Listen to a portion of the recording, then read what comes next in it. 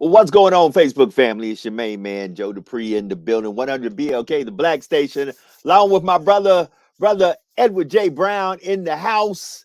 What's As we going get on, into brother? this thing that we call Wellness Wednesday, where a healthy you is a better you because your mental health matters. So, brother Edward, I'm gonna let you take the reins and take the show, Hey, man. The camera's all man, yours. listen, man. I'm glad to be here. I'm happy that I'm able to be with you another Wednesday, another Wellness Wednesday, and I always have a tendency to come on when we do our little pre-show to make sure you and I are both well.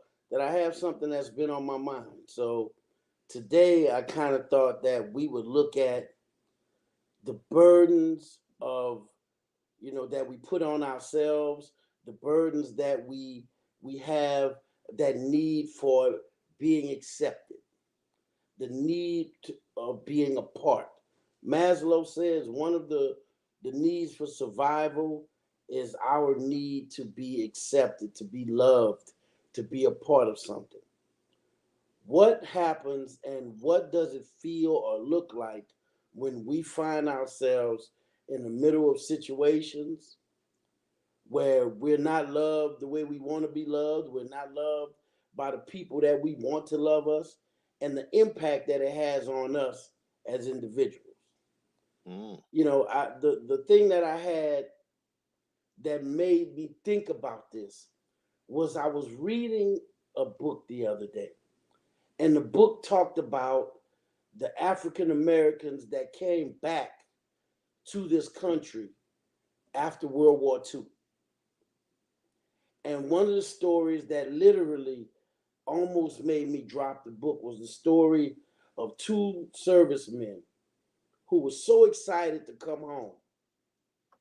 And they made it through their tour, and they got off the bus in their little small country town, and they both felt so proud to be wearing those uniforms. And not 30 minutes into their arrival, they were met by individuals that told them, y'all need to take them uniforms off because y'all not Americans. Y'all just some coons. Mm. And they were like, well, but we just risked our life for this. And the story ended with them being hung and the uniforms being taken off of them. Wow. All these brothers wanted was to be received with the accolades that they should have received as servicemen.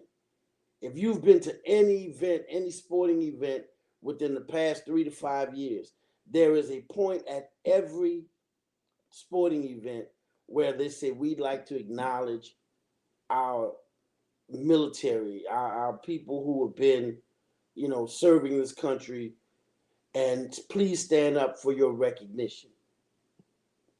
And an entire arena usually clap and celebrate those individuals and the time that they gave to our military. Right. So imagine what it feels like to be someone in this country, or someone within your family, or someone at your job, or someone in a relationship, and you do not feel loved. You do not feel appreciated. You do the burden that must put on an individual. Wow. So when I thought about that and I read that, I said the minute I get on camera on Wellness Wednesday, we have people who are involved at work that don't feel appreciated, don't feel loved. They got people that go home and they're in relationships, they don't feel loved, Come on. and they chug on through. Right. We have to start addressing the impact that these relationships have on us. And here's where it gets deep, Brother Dupree. Talk to me. Where does the pressure come from? Does it come from them? Or, oh my God, does it come from us? Come on. Now that's deep. That's deep. Do we do it to ourselves? That's deep. And what you're talking about is real deep. So, family, tell a friend to tell a friend, share this with a friend. We're on here for Wellness Wednesday. We are here to give you an outlet to talk about mental health issues because your mental health matters. If you'd like to call in with a question or a comment, you can call in at 917-408-3773. That's 917-408-3773. That's a good point. Many a times people are around folks, but still lonely. Yeah. Still not feeling appreciated, not feeling loved, not feeling that folks even care about them or what's going on with them. A lot of folks are just there, and if you don't know folks, they're actually going through a lot of pain and a lot of anguish, though they may exude that everything's okay. Everything may not be okay. Yeah. It's a book, and in the book, the author escapes me, but I think the book is something called Your Love Language. And what it talks about is how we as individuals, we all have a different interactive language. It doesn't just necessarily mean love. People tell me I have a tendency to talk with my hands. Okay. When I'm talking, I move my hands. You have those people that when they talk, they touch you all the time, and they reach out. We have people who show their love by the things that they do. We have people who express their love verbally. We have to look at how people are different and how it actually impacts us in a what's the word I'm looking for? In an interpersonal type of way. How we communicate with other people. How we can be at Mardi Gras with 1 million people and still feel like I'm in this world all by myself. Right. You got people calling and blowing your phone up, and you feel like nobody cares about me. So sometimes, because people are different, I had a couple that I worked with, and this brother loved his wife. I mean, he adored this woman. And if you sat in their sessions with me, you would swear that woman thought that man hated her. She said, he buys me anything I want. He gives me the world. But he ain't never hugged me.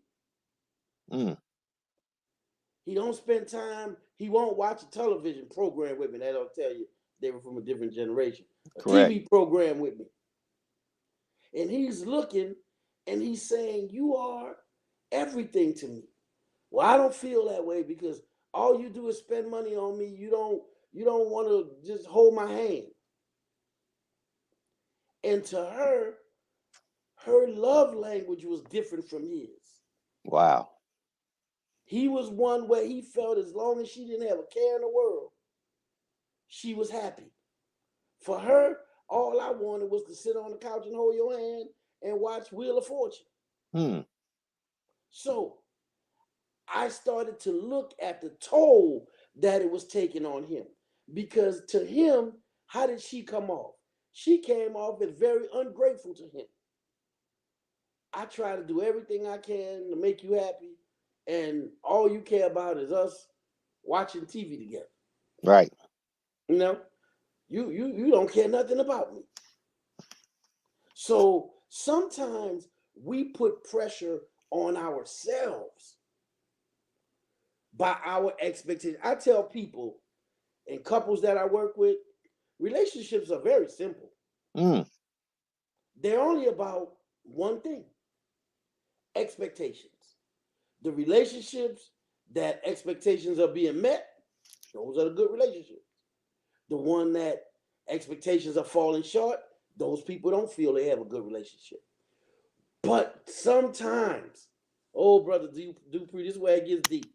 Sometimes you have to look at yourself and your expectations. Come on. And are your expectations realistic? Or the burdens and the heaviness you feel, that sense of loneliness you feel, is it because your expectations of people is unrealistic? Wow. You talk to people nasty, are not very pleasant to be around, and then you wonder why don't nobody call you for girls' night. You that brother that every time you get around, no, you don't have nothing positive to say, and you wonder why you don't get called for bourbon and cigars. Come on. Sometimes you have to look at what you're doing and whether your expectations are real. Wow. Because here's the thing, people always say, well, what you bringing to the table? I hear that all the time. What are you bringing to the table? And the first thing I say, well, the one thing that's very clear is we can put what we bring to the table on the table. So if you're bringing your looks and a nasty disposition, I could do without that. Right. But if you bring in a sense of I'm willing to work and build something with you, now we're looking at it through clearer eyes. So let's look at that first story we talked about. These brothers came home with expectations that as a military, a service provider, I'm going to be met with gratitude and appreciation, and was met with spite and contempt, and eventually was murdered. So in our society, we have to, that's one of the things, this is where it gets deep, Brother Dupree. This is why individuals are talking about these critical race theory and all of this kind of stuff. Now, that story I just told, they would love for us to forget about that. Correct. But the reason they want us to forget about it because it makes them feel uncomfortable. Right. That's the only reason. They don't like the way that makes me feel. Right. They don't want to tell you that African Americans fought for this country and came back to a country that you still got to ride the back of the bus. Right. That you still got to ride the back of the bus, and that's sad. They come to a country that actually the individuals in the lands, because a lot of them went to Europe. In France, you had more rights as a person of color than you did when you came back home to the country that you were fighting for. The country that you were fighting in gave you more love as a person of color than that's why if you go to Europe, a lot of folks don't know. If you go to Europe, I know that because I have a son that's half European. A lot of us stayed in Europe. I was in Europe for quite a bit of time. Like I said, I have a son that's half European. And a lot of people don't get that. It's just you're really going somewhere where I really hope some folks are listening, and I hope they chime in. Because we've got to have these conversations. There are a lot of folks who are smiling and they looking like everything's okay. The truth about it is everything's not okay. Especially in a society where it's thrown in our face every day of the inequalities, the injustice that's going on in this country. No one wants to constantly, this is the thing that is one of the pet peeves of mine. No one wants to continuously talk about this. We would give anything in this world for there not to have been a George Floyd, a Breonna Taylor. We would have loved for that to have never happened. But it reared its head a long time ago. I remember when Rodney King video came out, I was at Southern University. And I remember saying, why are we sitting here talking about they're going to have a trial? It's on video. Right. They beating this dude and he's on the ground. He's on video. I'm in my early 20s. And when they found those police officers not guilty, I remember sitting around with some of my friends at the union, and I said, "What just happened? Did they not see the same video?" So it planted something in me that made me feel something.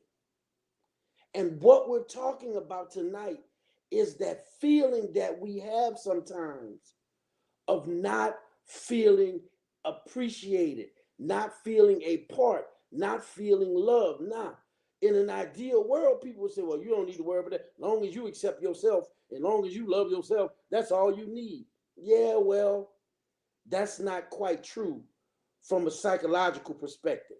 Mm.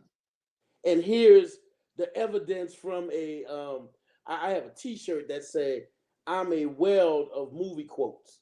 Come on. Even in the movie Castaway, Tom Hanks was on the island for years alone, and he even turned an adamant object into companionship. Come on. Yeah, he Wilson, did. He did. Wilson. you remember Wilson? Oh yeah. He talked to Wilson. When Wilson floated off, he cried. That is one of the things that we need in order to survive. Love, companionship, acceptance, or be a part of something. So I think that if we can create the dialogue between the entities that is created, be it law enforcement and community, be it one generation with another generation, we need to do that, because at some point, everyone is going to feel that sense of, where do I belong? Where do I fit in? And when we, especially as a Black man, today I'm driving, because I'm driving, and I got Correct. stopped by a state trooper. Okay. Yeah. And when he came up to the car, he said, "Good morning." I said, "Good morning." He said, "Driver's license and registration." I'd already had it out. I said, "Here you go." He said, "I clocked you doing this and that."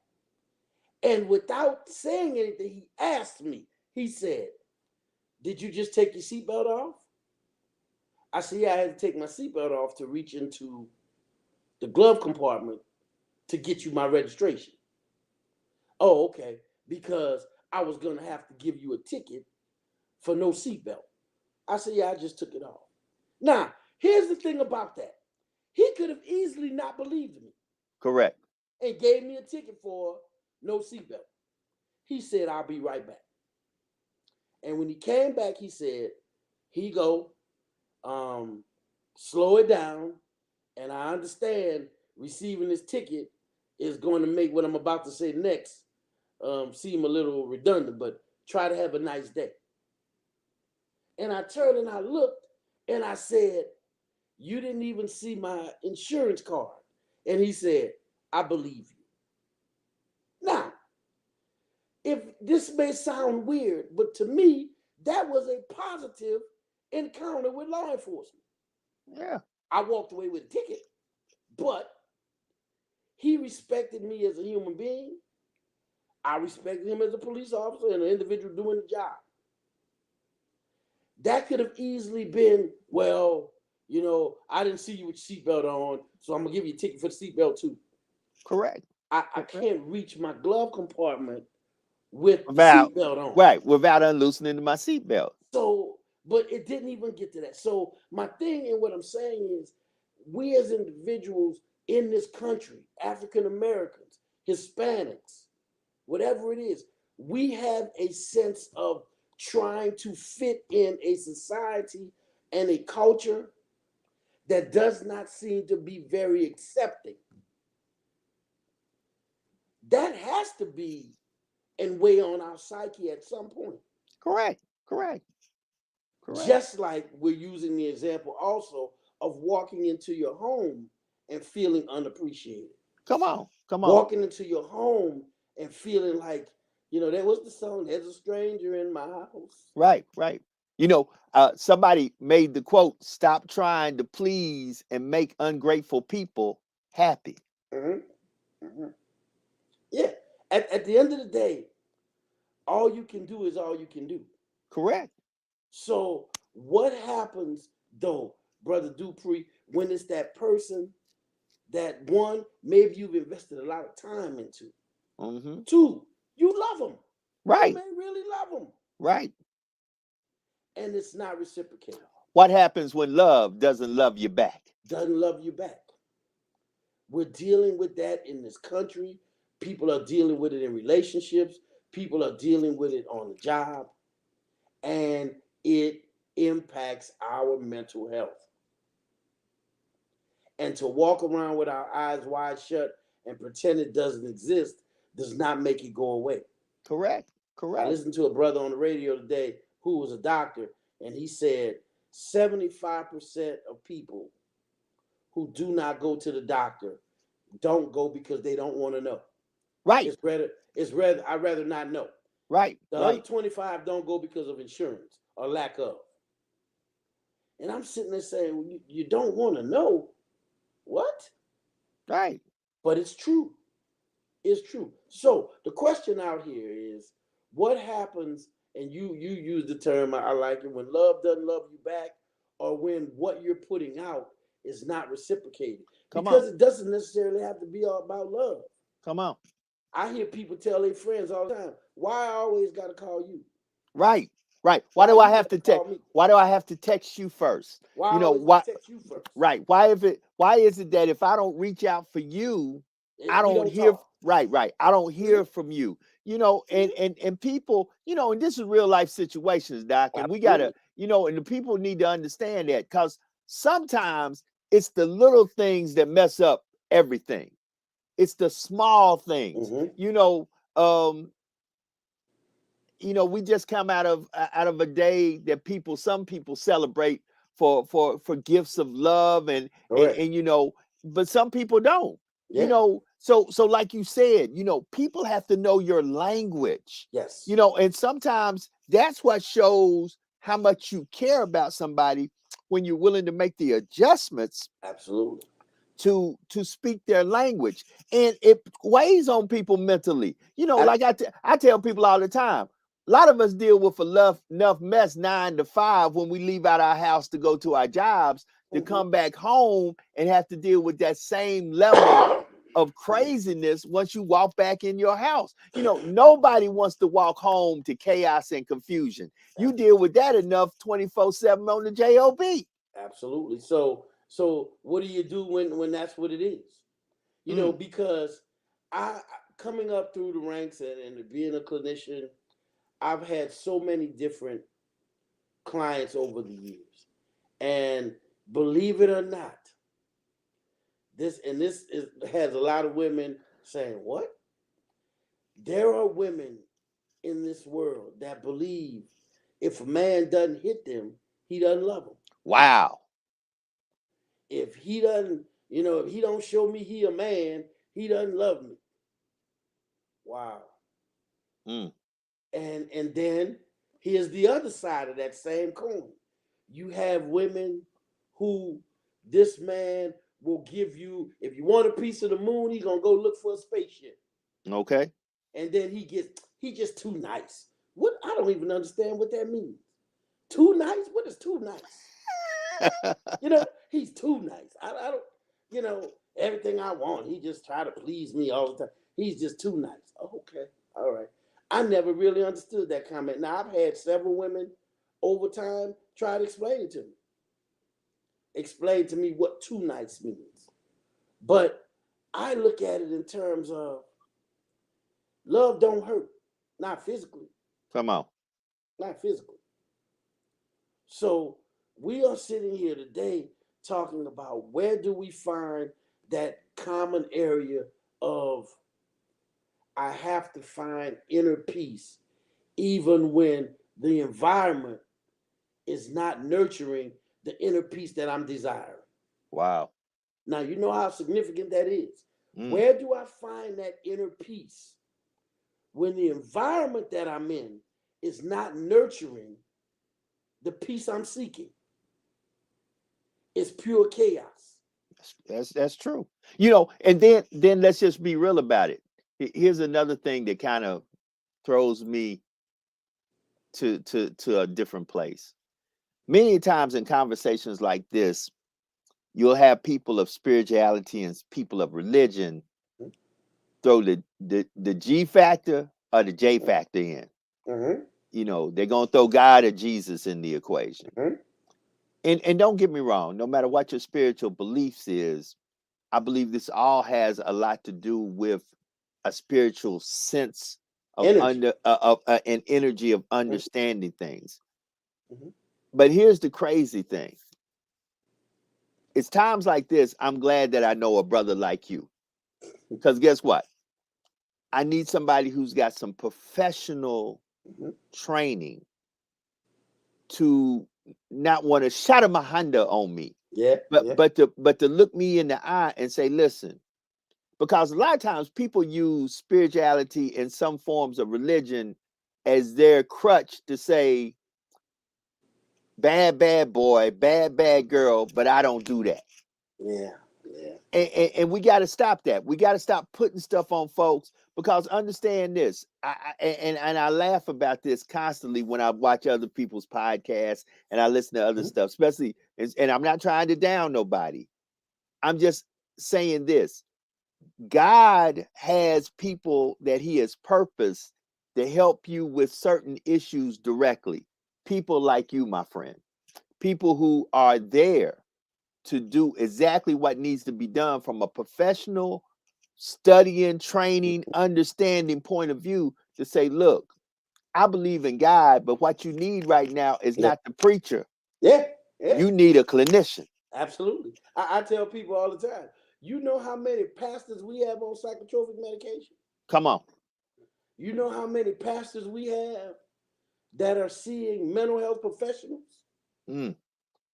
Spirituality and mental health are two separate issues. Come on. Come You on. have depressed individuals who never miss church. Come on.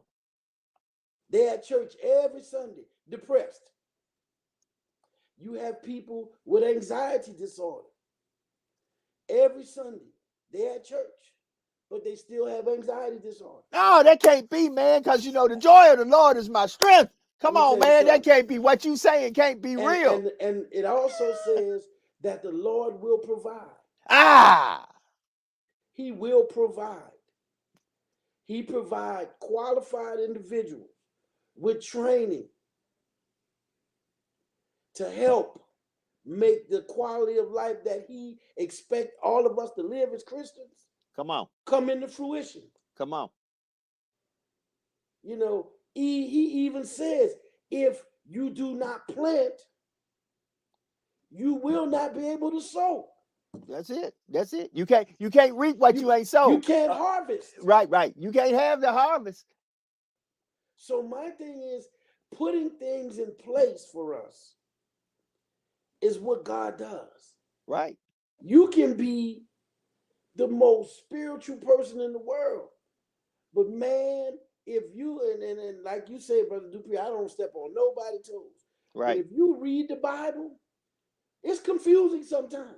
Yes. Yes. So I respect those brothers that go above and beyond to theological schools Correct. and to understand the interpretation of the word. Correct. So why not, if you feeling depressed, anxious, knowing something just quite not right, would you not seek out the same type of professional in that area? Come on. Now that's a good place where I can bookmark what I've got on the screen. PositiveChoicesCounseling.org. Listen, we are trying to make you understand because for many of us, especially people of color, mental health and mental health issues are taboo. They are things that we don't want to talk about. The church, we don't want to talk about sex, we don't want to talk about money, and we don't want to talk about mental health. No, sir. Though every week somebody is committing suicide in That's communities right. of color. Every week there are folks going through abusive situations which they shouldn't be in if they would just have somebody who could talk to and navigate them in a mental health standpoint of, you may feel that this is right, but it's not. You sometimes need somebody to tell you that the life you're living or the things you're going through, they're not normal. It's And, just not. and you need someone to sit down and talk your issues through, that you can become a better you, not only for you, but understand you're setting the stage right now for those who watch you, who may be your children, may be your grandchildren, may be your nieces and nephews. Somebody's always watching you. Yeah. And some folks who look up to you, admire you, who know the bad things about you, you give them the signal that these things are okay. And they're not. So, I definitely would tell you, if you need some mental health services, go to positivechoicescounseling.org. All the information is there. They have different locations. They can do telehealth, where they can counsel and talk to you, because we want you to get the mental health that you need, not only for you, but for anybody in your family that may need it. Be they're young, be them old, be them a couple, be whatever. Sometimes you just need somebody professional to talk to, Correct. that you can Professional. professional to talk to, so that you can get the resolution that you need to become a better you, because a healthy you is a better you. Back to my brother You know, Brown, go ahead. we have to stop looking at the need to get help as a weakness. Today, I had to take my car to the shop, because if I had to do something to a transmission, it's going to be worse than that. So I took it to a specialist. I took it to a professional. I look at people at the end of the day, and they look at their life, and their life is not what they want it to be. And instead of saying, let me find someone that can help me in this particular area, they go it alone and they struggle. At some point, and I tell people, they'll say, well, what does counseling do?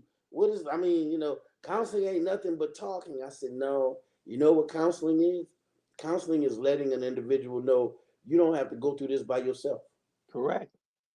You don't have to go through this alone. You can actually go through it with a professional that's trained to deal with that. Brother Dupree, you always say you like what I said, so I'm going to say it for you. Just because you got pots, don't make you a chef. You need to be trained. So why not seek someone with training to help us understand what we're living every day in this society? Correct. Every day. Every day we meet. Think about this, Brother Dupree. Every time we have Wellness Wednesday, there is something going on in the news. Come Now the on. young brother and the white boy was fighting in the mall. Come on. And then they take the white boy, tell him sit down, and then they handcuff the black dude. Right. And now the governor of New Jersey said we need to review this, because this video, which has went viral, has people once again saying there is just us, and then there is just us. Correct. And we get treated differently. Yeah. And there it is in video now. So every time we come together on Wellness Wednesdays, there are things that, perpetuate the need for the discussions that we have every Wednesday. Correct. So here we are now, a part of a country, a part of a society, a part of an ideology that we still, in 2022, are feeling less than. That was a paper I wrote many years ago called Less Than. Nobody wants to feel less than. Correct. In any circumstance. Correct. But too often in our relationships, we feel less than. On our jobs, we feel less than. In our own goal setting, and we fall short. That's why I tell people, they always come and say, what do you feel about resolutions? I was like, I don't do resolutions because I'm a work in progress. Correct. So I could have a new resolution every day. Mm. So what I do is my resolution every year is the same thing. Is I'm gonna be a better me this year than I was last year. It's as simple as that. I'm gonna be a better me this year than I was last year. Now, whatever that entails, it could be eating right, it could be finishing up this book, it could be all kinds of stuff. But I'm gonna be a better me. So now, when we start looking at the society and these relationships, I was teaching last night, and I say so often people are afraid of that word relationship. Correct. Watch this, Brother Dupree. You and I are in a relationship. Yes, we are. Now, Very and good if friends. somebody heard me say that to you, oh, I ain't know Joe and Ed was like that. Like what? You know what I mean? Like what? Everybody has a relationship. Correct. So when you start looking at relationships in your life, ask yourself, because as I'm writing in this book, one thing about a relationship should enhance your life in some way. Simple as that. A relationship should enhance your life in some way. So it may call for you to look at certain ones and say, you know, after I reviewed this relationship, it does not enhance my life in any way. It becomes a, I don't want to say burden or hindrance, but it doesn't bring anything positive to my life. And it's okay to expect that. We talked about expectations a few minutes ago. Correct. It's okay to expect a relationship to better the quality of your life in some way. We always start talking about coming up with solutions in the second half of these podcasts. So Correct. we've talked about feeling unappreciated, unaccepted. It's okay to review relationships and place them where they truly belong in your life. I look at certain people, and these people are my friends. And then I look at certain people, these are people who are my acquaintances. I know them. We're familiar with one another. But my friends are different. Right. I had to tell employees when we opened up this business 24 years ago, we're not all going to be friends. We're colleagues. I had a lady work for me. I said, Sue Ann may not invite me to her house for the barbecue. I ain't going to feel bad about that. We're not friends. We work together. I may not be on her Christmas card list. Mm. I'm okay with that because our relationship is professional. So when we start looking at all of these relationships and the burdens and the places the things they place on our lives, the first thing I want everybody to understand is, number one, evaluate the relationships in your life. Come on. Evaluate them and look at them for what they are. Right. Is this worth my energy? Is this worth the energy that it costs me to participate in it? We have those relationships where every time we get together, you pick up the tab. Mm. Okay? Then you have those relationships where every time we get together, we fighting over the ticket. You pulling, I'm pulling it. You pulling, I'm pulling it. Then you have those relationships that when you leave, you feel like $1 million. Right.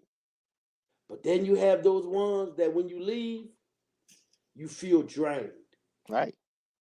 Literally drained. The first rule is in resolving the issues of needing to be apart and need to be accepted, need to be loved, is evaluate the relationships in your life. Number two, when you evaluate the relationships in your life, be sure to, number two, look at the expectations that you have and that person has. Because the first thing you have to understand is Let me put a pin in that. Coming at with a 1 minute story. I had a couple, and they were coming to me for couples therapy, and I told them I want you to write the 5 things that you must have in this relationship. So she wrote her 5, and the guy wrote his 5. I said, now I'm gonna have y'all swap papers, and the one thing that you have to do is you have to be honest because you're gonna be held to those standards. They were like, okay. When the woman picked up his paper and looked at it, the first words out of her mouth was absolutely not. I'm like, well, okay. Nope, I'm not doing this. And I'm like, okay, calm down. She said, Mr. Brown, I'm not doing it. I said, okay, we're going to talk about what's on the paper.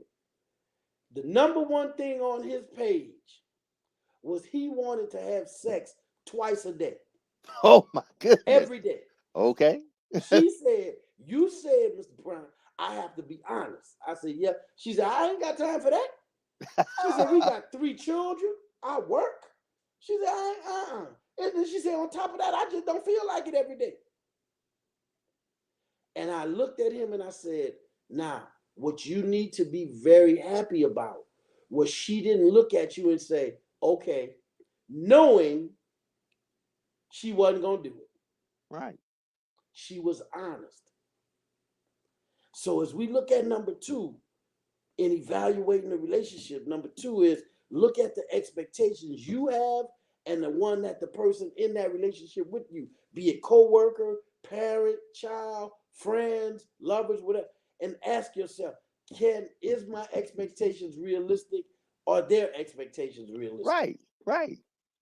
Because it may not be real.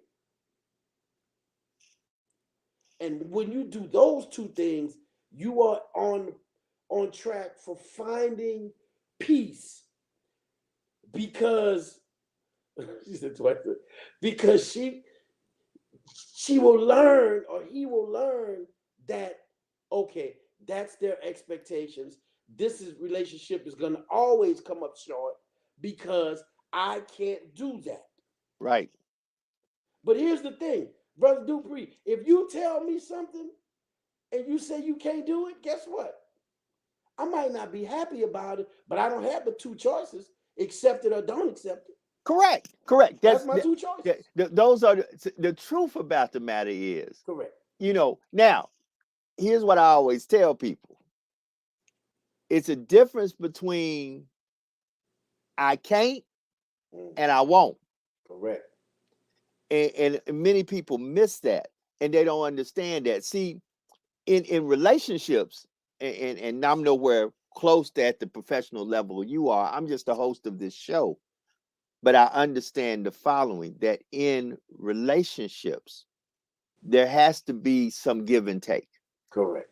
And there has to be sometimes communication. And many a times that's where I think we make our biggest mistakes in relationships. We make assumptions and we don't have dialogue of communication to say, this is why I feel the way I feel, and this is why I see it the way I see it, and allow the other person to say what they need to say, where there can be an evaluation made. Because many a times when you don't have enough information between both of you, there cannot be an intelligent decision made, because really you don't know everything that's on the table. But here's the thing though. When we think about, we say, okay, evaluate the relationship. Okay. 2, make sure you both understand what the expectations are.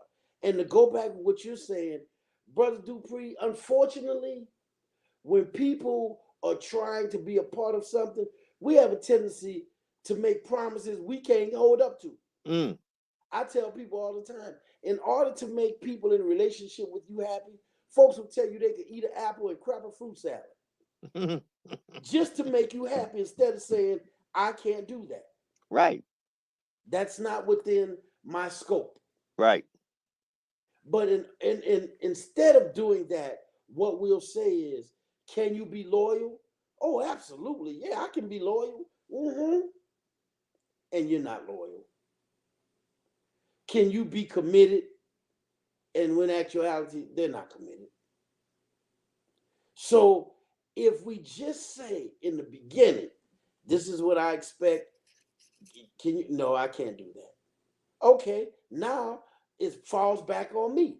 I decide whether or not I want to continue with this relationship, be it employment or friendship or whatever. Right. But all of the cards are on the table. Instead of you telling me that, you can grab me a piece of cloud and it tastes like cotton candy. Right. Just be upfront. That comes with maturity. Maturity will have you saying things that a lot of people can't handle. You can't handle the truth. You can't handle the truth. So maturity requires you, because here's the thing, Brother Dupree, and this is where we get deep again. You ready? Let's get it. When you deal with honesty, you remember we said you may not deserve what you're looking for. Come on. And that's some hard stuff to swallow. That's true. What are you bringing to the table? Well, I heard what you're looking for, but you really don't deserve all that you're looking for. Right.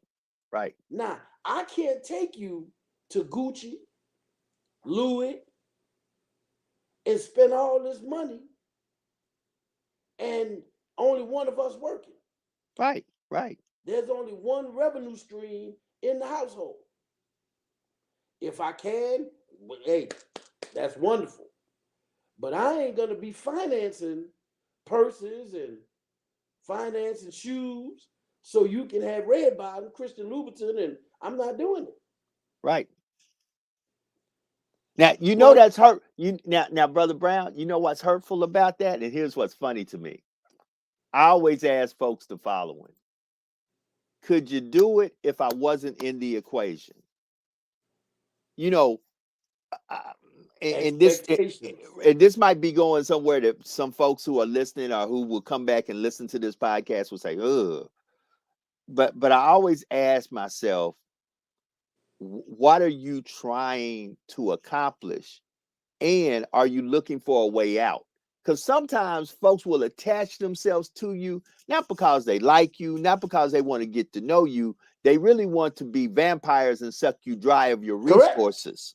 Correct. And then move on to the right. Move on to the next individual. Right, because they personally couldn't do what they could do without you, so they pretend to be connected to you or want to be a part of your world where they can leech it off of you. Absolutely. And that's where we going through our steps of how to find that inner peace when it's not environmentally available. At some point, you have to say, you know what? This is not what I'm needing right now.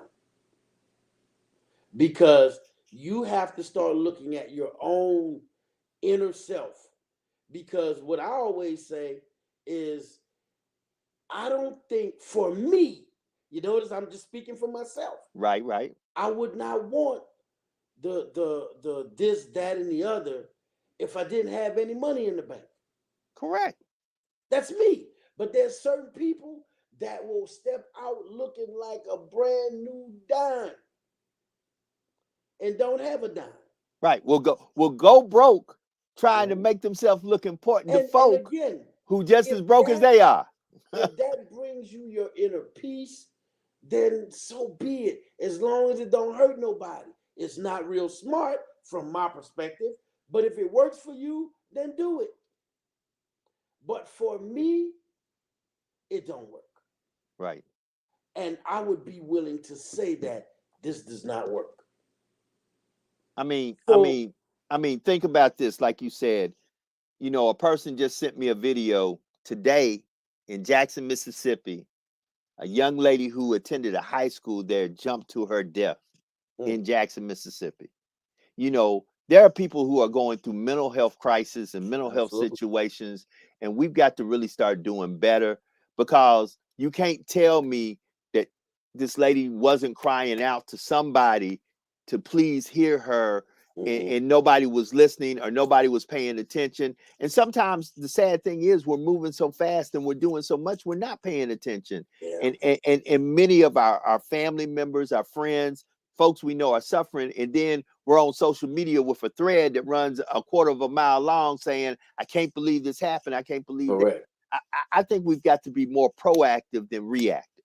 And unfortunately, that's the society we live in. And that's one that I've been pounding the pavement for almost 33 years. We need to take a more proactive approach to mental health instead of a reactive. I love now, I'm starting to see on TV, there was a couple during the Super Bowl. There's all of these commercials about mental health now. What did it take for us to get there?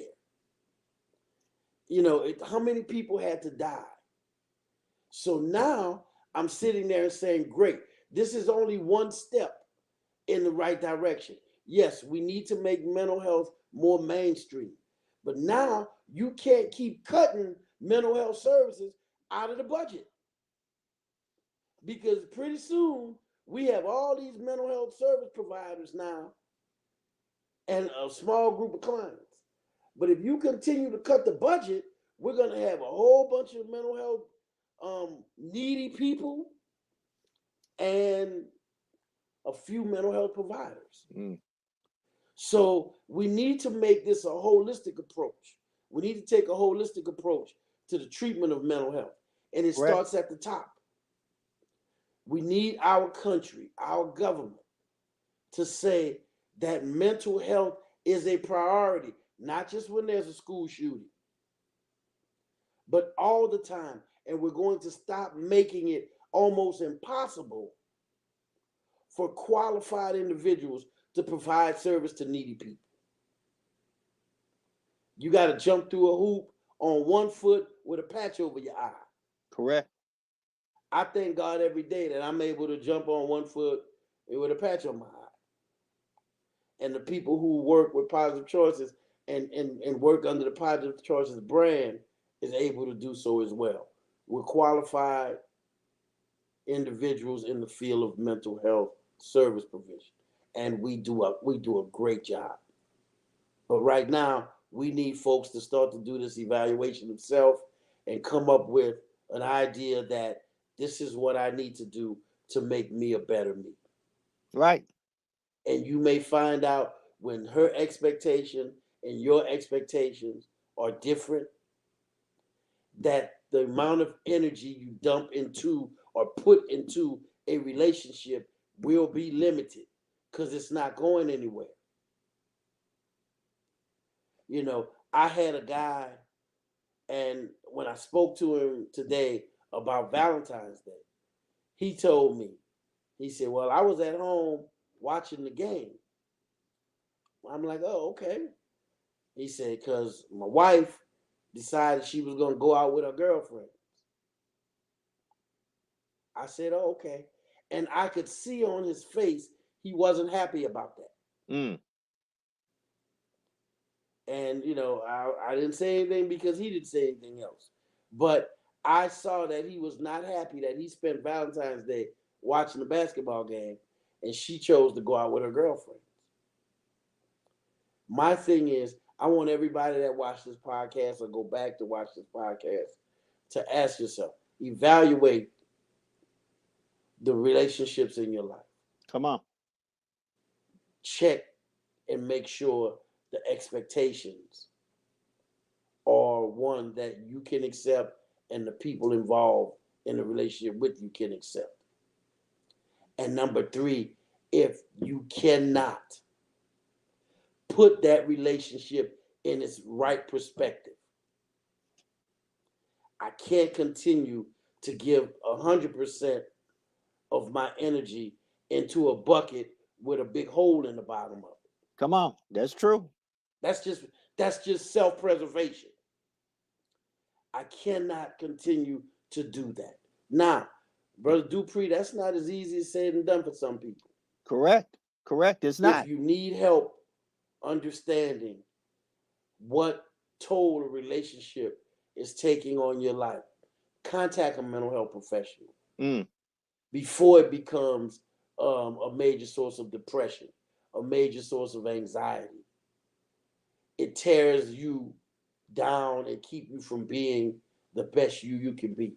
Reach out, make that call, and find someone that can help you. We're here every Wednesday. I'm going to, Brother Dupree, next week, I'm going to give the homework to all of my classes to call up with their questions next week. That's wonderful. So we're talking 40 students, if not more, because they have 1,000,001 questions in class. We're going to give them an opportunity. And what I want you to see is what's going on in the minds of our young people. Correct. Correct. What's going on in the minds of up and coming therapists. Come on. These students are going to be clinicians, down the line. Right. Right. I'm going to make it an assignment for all of my students to listen to the podcast next Wednesday and call with questions regarding mental health and being the best you can be. And that's what we're talking about. Family, we're here to be a blessing to folks. Positive Choices Counseling Services. That you see the website, it's on the screen, positivechoicescounseling.org. Listen, they are here to help. I'm blessed that my brother is a professor at the Alcorn State University in Lorman, Mississippi, a historical Black college and university, home of the Braves. And it's just great. He and I this weekend are going to be hanging out at the inaugural HBCU Legacy Bowl.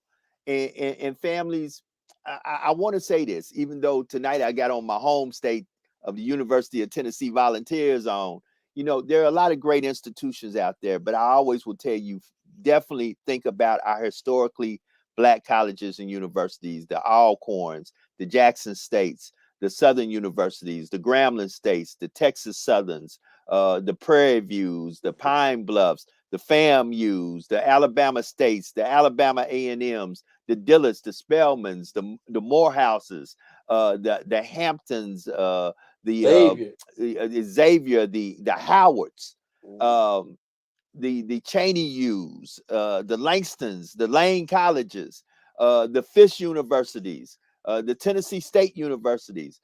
We got a lot of great schools out there that I'm telling you, because I graduated from both.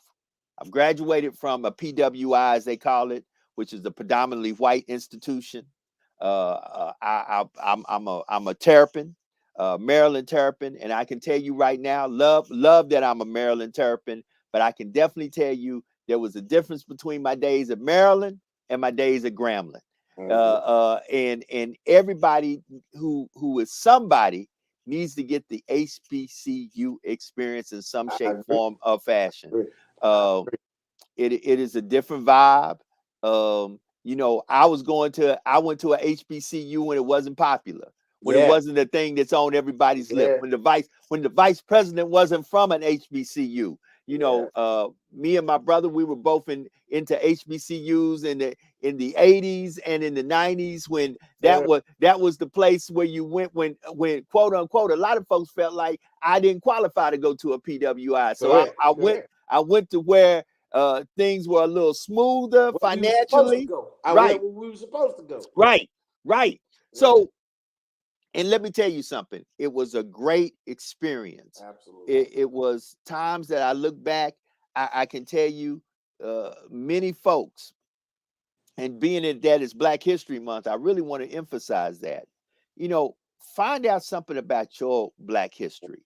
Find out about something, we can't know all this about George Washington. We can't know all this about Benjamin Franklin. We can't know all this about Christopher Columbus, but yet you don't know Shirley Chisholm. Yet you don't know Thurgood Marshall. Yet you don't know W.E.B. Du Bois. You don't know Marcus Garvey. The only two people is probably King and X. You got to know more than that. You got to know more than that, family. You got to know the Medgar Evers. You got to know there are some folk out there. You got to know why they call the real McCoy the real McCoy. You got to listen. Here's my assignment. Everybody look up Elijah McCoy, and don't tell me we ain't the person that's been making stuff, having stuff happening and making patents, because have you look at Shark Tank, you think that the only person that has patents is a little blonde-haired girl on Shark Tank. Well, I'm here to tell you she's not the only one. That is not so I see a lot of folks jumping on here. We're coming to a close, but listen, your mental health matters. who you are matters. Be it black, white, green, blue, purple with antennas on your head, you matter. Matter. And before you feel like you don't matter, go to this website, call this brother up, and sit down and have some conversations that you know just how much you mean to to everyone. Yeah, to us. Because you matter. You matter. Man, Family, we got nothing but love for you. Somebody put in there Mandela, hey, and the list go on and on. absolutely.